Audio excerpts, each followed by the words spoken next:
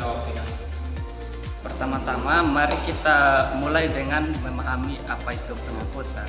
Pengangkutan adalah pihak yang bertugas mengangkut barang atau jasa dari suatu tempat ke tempat lain sesuai dengan perjanjian yang telah disepakati.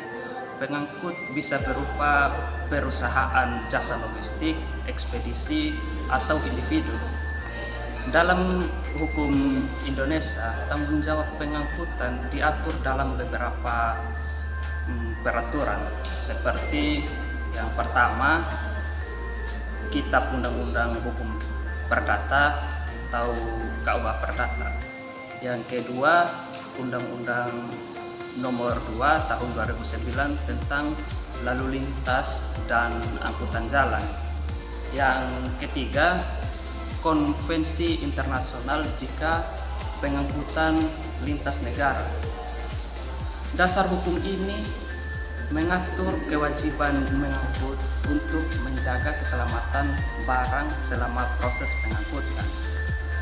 Mari kita masuk dalam tanggung jawab pengangkutan. Nah, tanggung jawab pengangkutan mencakup beberapa aspek penting, yaitu 1. Keselamatan barang.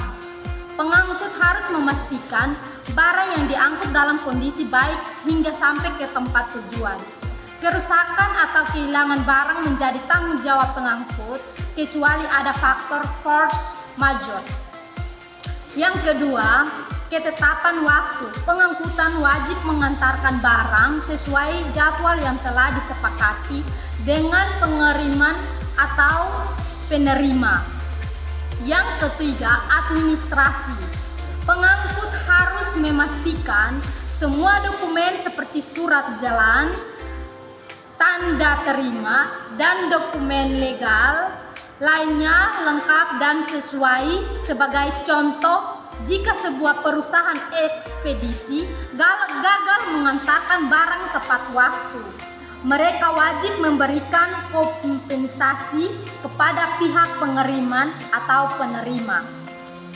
Baik, selanjutnya mari kita bahas hak dan kewajiban pengangkut. Hak pengangkut yang pertama, mendapatkan pembayaran sesuai dengan perjanjian dan yang telah disepakati. Yang kedua, menolak pengangkut barang yang tidak sesuai standar atau membahayakan.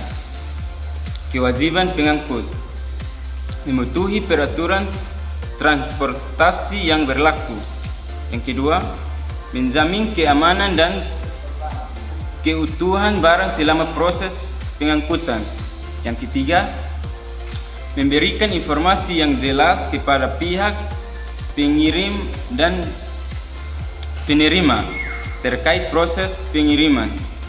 Hak dan kewajiban ini saling terkaitan untuk menjaga kepercayaan antara pengangkut dan pengguna jasa. Untuk memberikan gambaran lebih jelas, mari kita lihat sebuah studi kasus. Contohnya, sebuah perusahaan ekspedisi ditugaskan mengangkut barang elektronik dari Jakarta ke Surabaya.